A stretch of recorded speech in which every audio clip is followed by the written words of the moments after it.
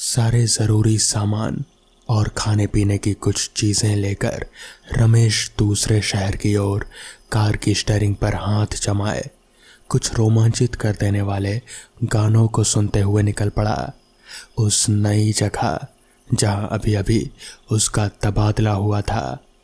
रास्ते में गाड़ियों की तादाद और भीड़ भी काफ़ी थी। शाम ढलकर रात होने जा रहे थे। रात में अकेले सफ़र तो कटेगा नहीं, इसलिए गुनगुनाते और अपने दोस्तों से कॉन्फ्रेंस कॉल पर बातें करते और आने की सूचना देते हुए हाईवे से होकर निकल रहा था। रात भर का सफ़र और वो भी अकेले जाना आसान नहीं होता। रास्तों में बियर कटक चुका था, पानी की बोतल भी खाली हो चुकी थी, प्यास लगी थी जोरों की। हाईवे पार होने का इंतज़ार था। रात भी काफ़ी हो चुकी थी। कॉन्फ्रेंस कॉल में बातें ख़त्म हुई। अब हाईवे के ओवरब्रिज से नीचे आकर बाएं हाथ से होकर जाने वाले रास्ते की ओर मुड़ा। सुनसान झाड़ियों वाले रास्ते पर कार चले जा रहे थे। काले घने अंधेरे को कार की लाइटों से निकलती रोशनी चीरते हुए अपना रास्ता बना रहे थे। काफ़ी रात हो चुकी थी। रास्ते पर ना तो कोई घर था और ना ही कोई तालाब। अरे यार, पानी भी ख़त्म हो गया, अब क्या करूं? कहता हुआ बियर के बोतल को छूने लगा, पर वो भी खाली सी महसूस होने लगी। 2 बजे का समय था और रास्ता भी अकेले काटना मुश्किल। साथ ही साथ मोबाइल्स के सिग्नल भी डेड हो चुके थे।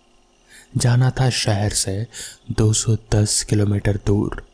आधे से ज़्यादा रास्ता तो निकल चुका, पर भूखे प्यासे शरीर कब तक साथ दे, ये सब सोचता हुआ आगे बढ़ रहा था। तभी बहुत देर बाद एक ढाबा दिखाई दिया। चलो, कुछ तो मिला, कहते हुए उसने कार वहां जाकर रोका और निकलकर ढाबे में रखे चौपाई पर जाकर बैठ गया। काफ़ी लंबा रास्ता अभी भी बचा है, करीब 50 किलोमीटर, पर थोड़ा आराम तो मिला। ये बातें सोचते हुए अपने चेहरे को रुमाल से पोंछ ही रहा था कि तभी महसूस हुआ कि कोई उसके हाथों को छू रहा है। तुरंत चेहरे से रुमाल हटाकर सामने देखा। एक जवान लड़का करीब 20 साल का उससे पूछ रहा था, क्या चाहिए साहब? देखने में थोड़ा सांवला सा था, पर उसकी वेशभूषा बहुत ही पुराने ज़माने के लग रहे थे, जैसे कि अब उन कपड़ों का ट्रेंड नहीं रहा हो। जा, एक गिलास पानी, ठंडी बियर और साथ में तंदूरी कबाब लाना।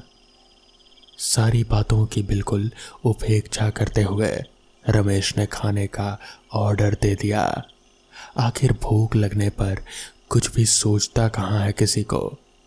उस लड़के के जाने के बाद रमेश गौर से ढाबे को देखने लगा। अच्छा सुंदर सजा हुआ था। चारों तरफ लाइटों के अंदर आग जैसी रोशनी जलती दिखी। चारों तरफ नजर घुमाने पर बिजली के सारे उपकरणों में भी ऐसा ही महसूस हुआ।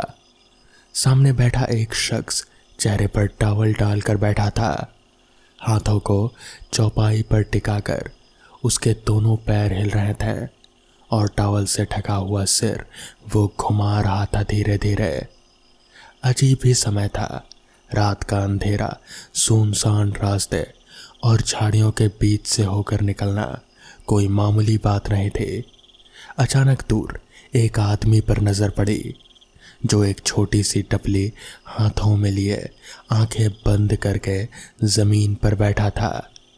ढाबे वाले लड़के ने सारे खाने पीने की व्यवस्था करने के बाद रमेश के सामने रखी और जाने लगा। सुन छोटू, रमेश ने आवाज़ लगाई। हाँ भैया बोलिए। थोड़ा सा खाना सामने बैठे भिखारी को भी दे दे मेरी तरफ से। कहाँ है भिखारी? अरे सामने वो जो टपली लेकर बैठा है, वहाँ। वहाँ तो मुझे कोई नहीं दिख रहा भैया। अरे उधर नीचे देख, बोलते हुए रमेश ने सिर घुमाया और आंखें फटी की फटी रह गई। कोई नहीं था वहां पर, खाली रास्ते के बीच। अच्छा छोड़, कहीं चला गया हो गया। और कुछ लाऊं साहब? नहीं, अगर ज़रूरत पड़ी तो बोलता हूँ। जैसे ही जलपान लेने की तैयारी करके पहला निवाला लेने ही वाला था कि सामने बैठे व्यक्ति के पैर जले हुए और फूटते हुए फोड़े दिखने लगे, जो कि अब तक तो बिल्कुल ठीक थे। हाथों में काले लकीरें दिख रहे थे और गड्ढे भी। समझ में कुछ नहीं आ रहा था। भूख प्यास और अब डर परेशान करने लगा। छोटू, छोटू, रमेश ने आवाज लगाई। क्या हुआ साहब? कहते हुए छोटू सामने आकर खड़ा हो गया। उसके आते ही रमेश के हाथ पैर कांपने लगे, क्योंकि उसकी नजरें छोटू के पैरों पर थी, जो बिल्कुल उल्टे और जले कटे थे। तुरंत सब कुछ छोड़कर कार की ओर भागा और तेज रफ्तार से गाड़ी चलाने लगा। आखिर वो सब क्या था? वो लोग कौन थे? अनगिनत सवाल मन में चल रहे थे। ये सब सोचते हुए वो अपने नए शहर पहुंच गया और चैन की सांस ली। पहुंचकर सबसे पहले सुबह सुबह अपने दोस्त सुरेंद्र के घर पहुंचा। वो क्राइम अखबार का रिपोर्टर था। रमेश उसे सारी बातें बताने ही वाला था, पर सुरेंद्र ने उसे आराम से बैठने की सलाह दी। कुछ देर आराम से बैठने के बाद एक अखबार के बंडल के सबसे पहले जो अखबार था, जो कि 3 साल पुरानी थी, उस पर नजर गई।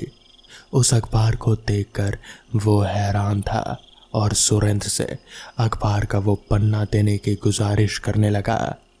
अखबार पढ़ने के बाद रमेश के पैरों तले जमीन खिसक गई और वो दोनों हाथों से अखबार को पकड़े हुए बिल्कुल एकटक मुंह खोलकर अचंभित होकर सामने दीवार की तरफ देखने लगा। क्या हुआ जनाब, कहाँ खो गए? सुरेंद्र ने आंखों के सामने हाथ फेरते हुए कहा। नींद टूटी और हाथ में रखे अखबार को दिखाते हुए, कल मैं यहाँ गया था और इन लोगों से भी मिला था। जिसके बाद रमेश ने उसे पूरी बात बता दी। अखबार के हेडलाइन में लिखा था, एक कार के अचानक सिलेंडर पर लगी ठोकर से हादसा, ढाबे में भीषण आग, 15 लोगों की मौत। सुरेंद्र सब समझ गया, क्योंकि आते जाते ऐसी घटनाएं बहुत से लोगों से सुनने को मिली थी। तो दोस्तों, ये थी आज की पहली कहानी। तो चलिए बढ़ते हैं आज की दूसरी कहानी की ओर। कभी कभी जाने अनजाने में हम कुछ ऐसी गलतियां कर डालते हैं जिनका असर हम पर बहुत बुरी तरह होता है।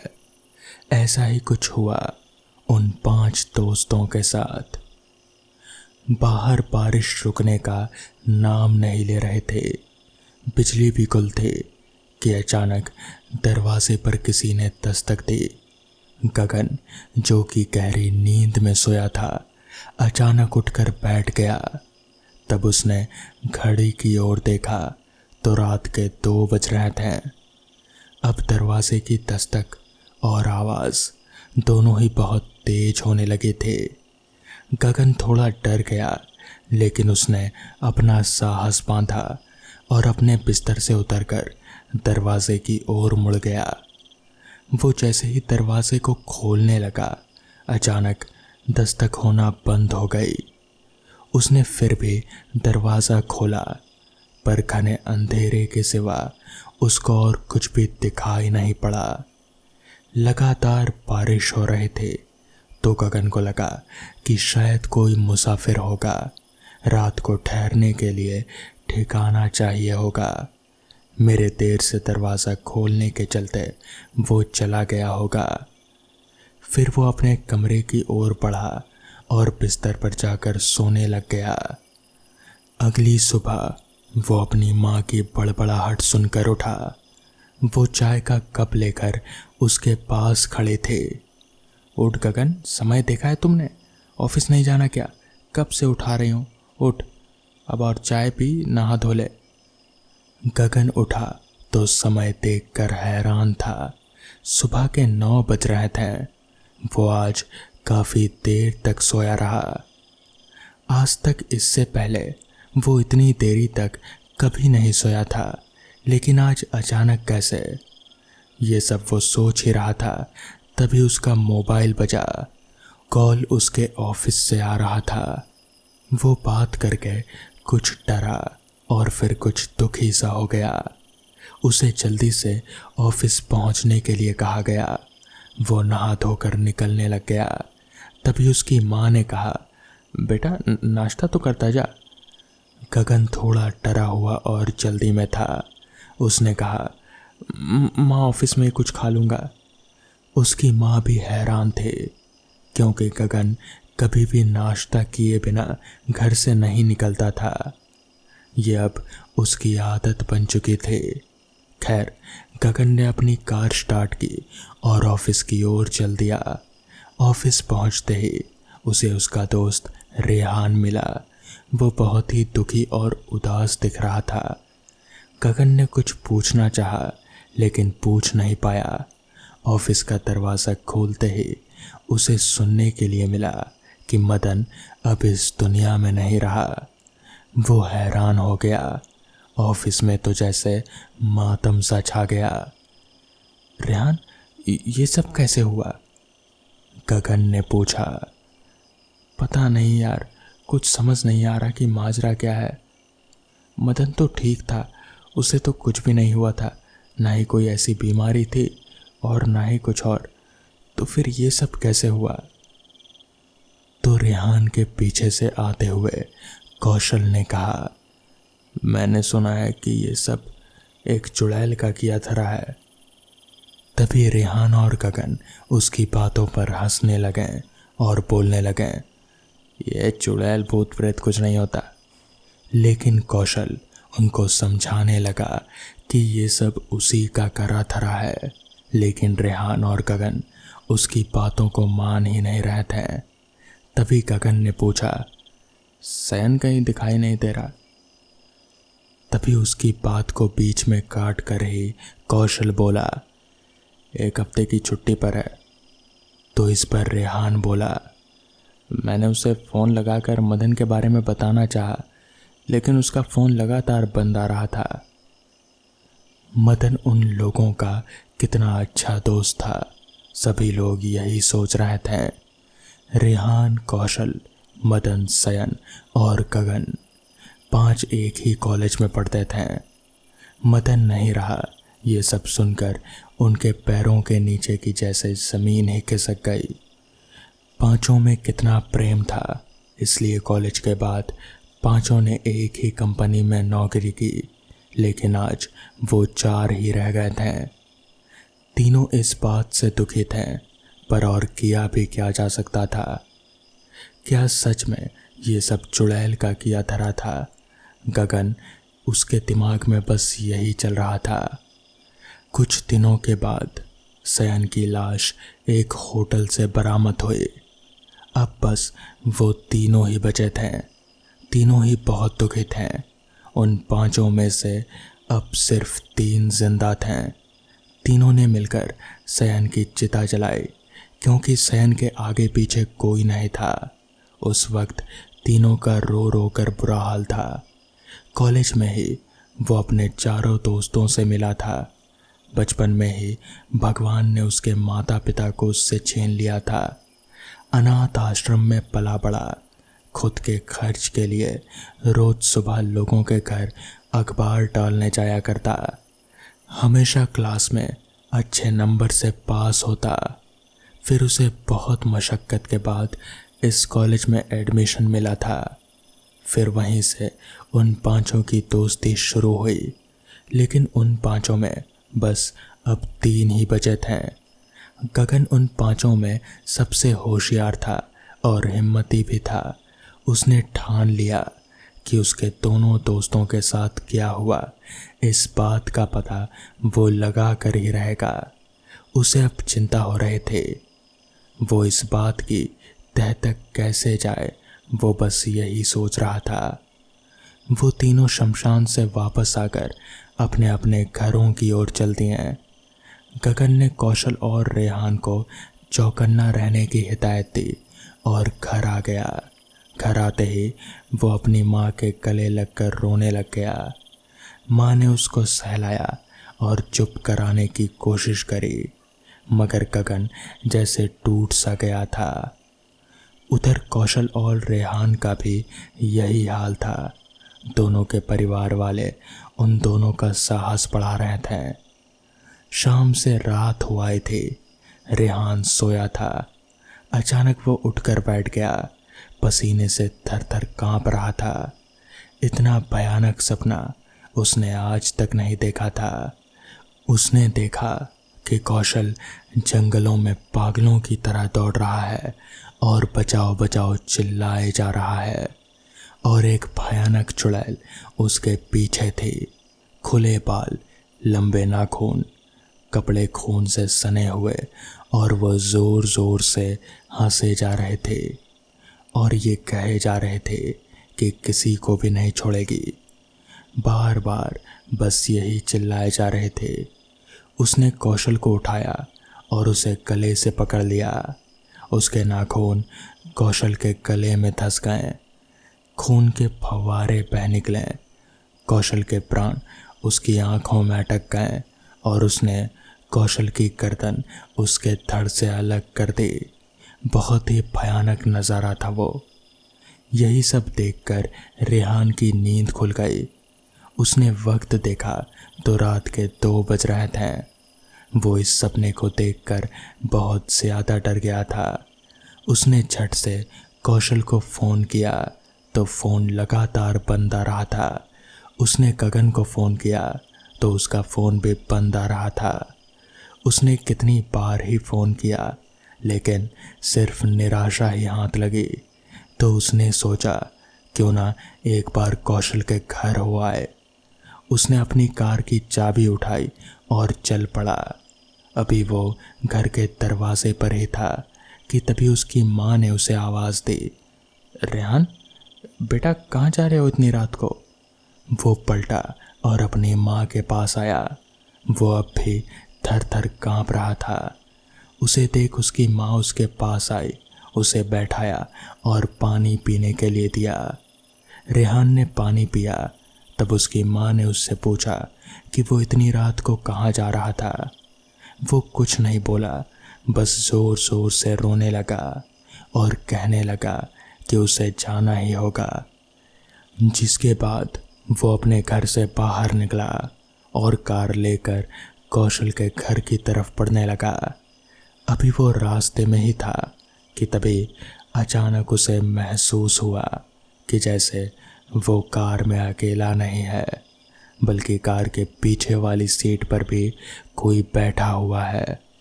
मगर ये कैसे हो सकता है? वो तो अपने घर से अकेला ही निकला था। मगर उसे पीछे कोई भी दिखाई नहीं पड़ रहा था। उसने पीछे मुड़कर भी देखा, मगर वहाँ पर कोई नहीं था। तभी अचानक से पीछे से एक बहुत ही भयानक सा दिखने वाला हाथ रेहान के गले तक पहुँचा। उस हाथ की बड़ी बड़ी नाखूनें रेहान को कुछ याद दिला रहे थे। वो नाखूनें ठीक वैसी ही थी जैसा कि उसने अपने सपने में देखा था। तभी वो सभी नाखूनें एकदम से रेहान के गले में धंस गए और रेहान के गले से खून के फव्वारे बह निकले और फिर उसकी गाड़ी का एक्सीडेंट हो गया।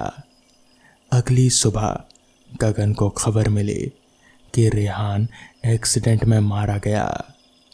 अब तो गगन और कौशल को पूरा यकीन हो गया कि दाल में कुछ तो काला ज़रूर है, मगर क्या, ये तो बस एक ही इंसान बता सकता था, वही जिसने इससे पहले भी कई लोगों की मदद की थी, और वो थे बाबा हरिनाथ। जिसके बाद गगन और कौशल दोनों बाबा के पास पहुँचे। बाबा को पूरी बात बताई, जिसके बाद बाबा ने अपनी आंखें मूंदी और फिर कुछ मंत्रों का जाप करने लगे। पूरा जाप करने के बाद बाबा ने अपनी आंखें खोली और फिर बोलना शुरू किया। आज से करीब 3 हफ्ते पहले तुम 5 दोस्त कहीं घूमने गए थे।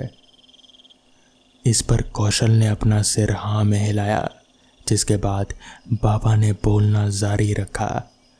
वहाँ पर घूमते घूमते जंगल में तुम 5 दोस्तों ने एक बहुत बड़ी गलती कर दी थी। वहाँ पर एक कलश रखा हुआ था। तुम 5 ने पहले तो उस पर पेशाब किया और फिर उसे पत्थर से मारकर फोड़ दिया। क्या ऐसा कुछ किया था तुम लोगों ने? गगन और कौशल ने अपना सिर नीचे किया और फिर सिर हाँ में हिलाया, जिसके बाद बाबा ने कहा, बस यही गलती तुम लोगों को भारी पड़ गई, क्योंकि उस कलश में एक बहुत ही भयानक चुड़ैल कैद थी, जिसको तुम लोगों ने ना सिर्फ गुस्सा किया बल्कि तुम लोगों ने उसे आज़ाद भी कर दिया। वो इतनी भयानक है कि तुम 5 को मार कर ही दम लेगी। जिसके बाद कौशल और गगन ने कहा, तो फिर पापा हमें क्या करना चाहिए?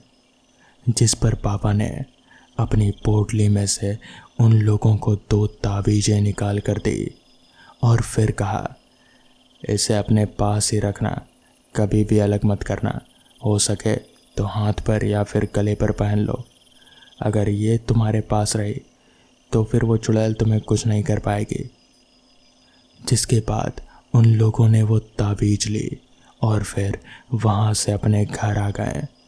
उस दिन के बाद से उन दोनों दोस्तों को फिर कुछ भी नुकसान नहीं पहुँचा, लेकिन एक गलती के चलते उनके 3 दोस्त मारे गए।